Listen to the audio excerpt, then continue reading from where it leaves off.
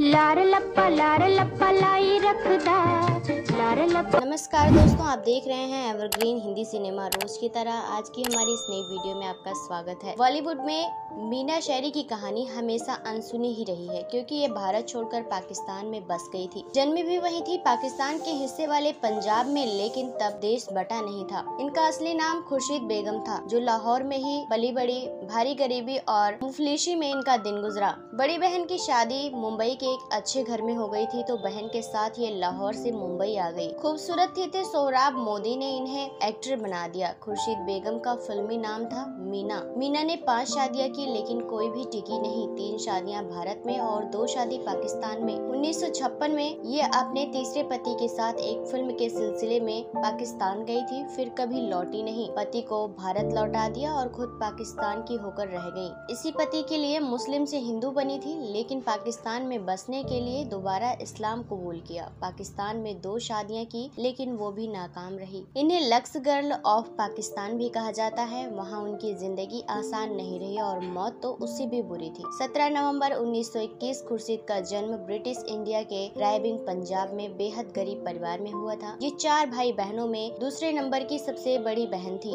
जमींदार खानदान से इनका ताल्लुक रहा, लेकिन जब पिता की सारी संपत्ति छिन गई तो इनके पास कमाई का कोई जरिया नहीं था। फिरोजपुर में इनके पिता ने चंद बिजनेस में हाथ आजमाया, लेकिन हर बार नाकामयाबी ही हाथ लगी। खुर्शीद बेहद छोटी थी जब पिता रंगाई के बिजनेस के लिए लाहौर शिफ्ट हो गए थे, लेकिन यहाँ भी बिजनेस डूब गया। आर्थिक तंगी से तंग आकर पिता और माँ बहनों को खूब पीटा करते थे। पिता ने खुर्शीद की बड़ी बहन वजीर बेगम की शादी एक सेटल लड़के से करवा दी थी, जिसके बाद वो बॉम्बे आकर बस गई। चंद सालों बाद जब पिता ने जुल्म बढ़ाने लगे तो बड़ी बहन वजीरा ने खुर्शीद के लिए लड़का ढूंढने की मनसा से उसे और माँ को भी अपने साथ रहने के लिए बुला लिया। मीना को हमेशा से ही अभिनय का शौक रहा, लेकिन मुस्लिम परिवार से ताल्लुक रखने की वजह से वह परिवार उनके खिलाफ रहता था। एक दोस्त की मदद से मीना ने पिता से छिपते हुए लैला मजनू पर बने प्ले में हिस्सा ले लिया और लैला का रोल निभाया। 12 साल की मीना जैसे ही स्टेज पर परफॉर्म करने पहुंची, पिता को उनकी भनक लग गई। पिता गुस्से में उन्हें चलती परफॉर्म से खींच लाए। मीना का अभिनय इतना दमदार था कि उन्हें अधूरी परफॉर्म के बावजूद कई नाटकों के ऑफर मिल रहे थे। घर में एक समय ऐसी तंगी आई कि पिता ने मीना को कोलकाता में एक प्ले की इजाजत दे दी, क्योंकि उन्हें इससे 350 रुपए की फीस मिलने वाली थी। इजाजत तो मिल गई, लेकिन पिता ने इसी समय इनकी शादी करवाने और उनके लाहौर ले जाने का फैसला किया। मीना ने इस बार पिता के सामने घुटने नहीं टेके। झगड़ा हुआ और मीना बहन के साथ बॉम्बे में ही रुकी रही। एक दिन मीना उर्फ खुर्शीद अपनी बहन और उनके पति के साथ सिकंदर फिल्म के मुहूर्त में गई थी। खुर्शीद बेगम खूबसूरत हुआ करती थी। इसी इवेंट में उन पर फिल्म मेकर सोहराब मोदी की नजर पड़ी। उन्होंने तुरंत खुर्शीद को सिकंदर फिल्म में एक रोल देने का फैसला किया। सोहराब मोदी ने ही फिल्मों के लिए खुर्शीद का नाम बदलकर मीना कर दिया। 1941 में रिलीज हुई blockbuster hit Sikandar film Meena की पहली फिल्म बनी, जिसमें उन्होंने राजा तक्षशिला की बहन का रोल प्ले किया था। सिकंदर फिल्म की शूटिंग करते हुए मीना को एक्टर प्रोड्यूसर जगूर राजा से प्यार हो गया। दोनों ने इसी साल 1941 में शादी कर ली, लेकिन ये रिश्ता 6 महीने से ज्यादा नहीं चल सका। सोहराब मोदी ने मिनवा मूवीटोन प्रोडक्शन में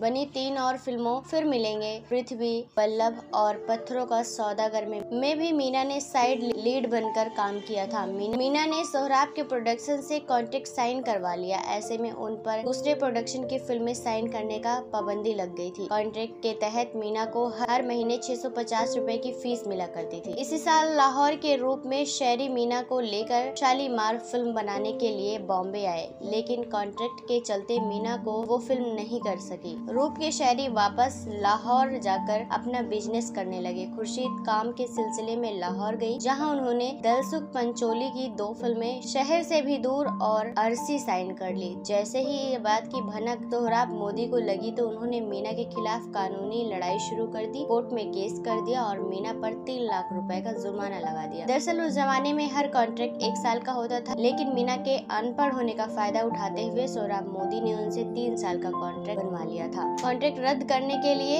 सोहराब मोदी ने मीना से 60,000 रुपए मांगे, लेकिन ये उनके लिए एक बड़ी रकम थी। मीना ने इस समय सोहराब मोदी की पत्नी मेहताब की मदद ली। आखिरकार 30,000 रुपए पर मामला सेटल हो गया और सोहराब ने कॉन्ट्रैक्ट को खत्म कर दिया। मीना ने लाहौर के शहर से दूर और और अरसी जैसी फिल्में की। बंटवारे से पहले लाहौर में उनकी आखिरी फिल्म पतझड़ रही, जो 1948 में रिलीज हुई थी। 1948 में रूप की शायरी का लाहौर में स्थिर स्टूडियो जला दिया गया। भारी घाटा होने के बाद रूप के शायरी बॉम्बे आ गए, जहां मीना ने उनकी मदद ली और प्रोडक्शन हाउस सैरी फिल्म शुरू करवाया। प्रोडक्शन की पहली फिल्म चमन थी, जिसमें मीना ही इनकी हीरोइन बनी। ये भारत पाकिस्तान के बंटवारे के बाद की पहली पंजाबी सुपरहिट फिल्म रही। पहली हिट फिल्म के बाद रूप की शायरी ने मीना को लेकर एक थी लड़की बनाई। फिल्म का गाना लारा लप्पा लाई रखदा इतना फेमस हुआ कि ये ट्रेंड सेंटर गाना सालों तक याद किया गया, जिसके बाद से ही मीना को लारा लप्पा गर्ल के नाम से पहचान मिली। ये फिल्म उस जमाने की सबसे सुपरहिट फिल्म रही। इसके बाद रूप के शायरी भी टॉप कॉमेडी फिल्म डायरेक्टर बन गए। 1945 के आसपास मीना ने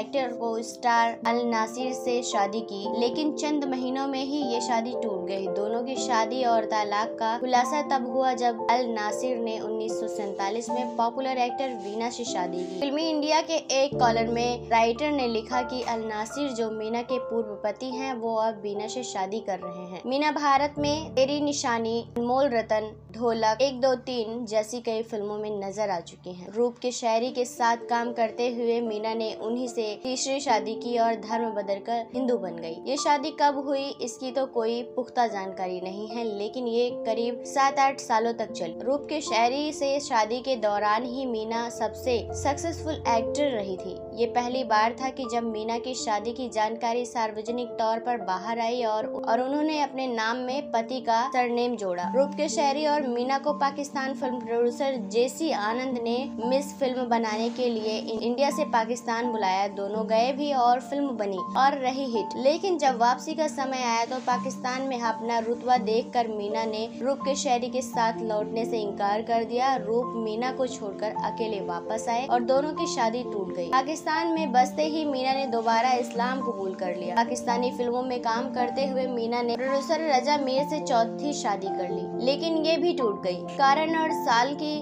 किसी को जानकारी नहीं है। फिल्मों से हुई साइडलाइन तो बना ली फिल्म दुनिया से दूरी। 1958 की फिल्म आखिरी निशान के बाद से ही मीना शायरी की सबसे ज्यादा फिल्में फ्लॉप होने लगी। कुछ समय बाद इन्हें फिल्मों में साइड रोल मिलने लगे, नेगेटिव रोल मिलने लगे। साइडलाइन किए जाने के बाद मीना नाखुश होने रहने लगी और छोटी फिल्में करना छोड़ दी। 1963 की फिल्म जमालो की शूटिंग के दौरान ही मीना ने अपने को स्टार असद बुखारी से 5वीं शादी की, लेकिन चंद महीनों में ही दोनों का रिश्ता टूट गया। बताया जाता है कि असद का व्यवहार मीना के साथ ठीक नहीं था और वो उनके साथ मारपीट करते थे। 1960 में एक प्रेस नोट के जरिए अनाउंसमेंट की गई कि मीना शायरी भारत लौट रही हैं। उन्हें पंजाबी फिल्म जटी पंजाब दी से साइन किया गया, लेकिन अफसोस कि ये फिल्म बनी ही नहीं। फिल्मों से दूरी बनाने के बाद मीना गुमनामी और अकेलेपन में जिंदगी जीने लगी। जमा किए हुए सारे पैसे खत्म हो गए और कंगाली की कगार पर आ खड़ी हुई। गरीबी ऐसी आई कि आलीशान घर छोड़कर ये 2 कमरों के किराए के घर में रहने लगी। मजबूर हो गई। ये किराए का घर उन्होंने लाहौर की मोहरी रोड पर लिया था। घर में अकेले रहते हुए कोई इनका ख्याल रखने वाला तक नहीं था।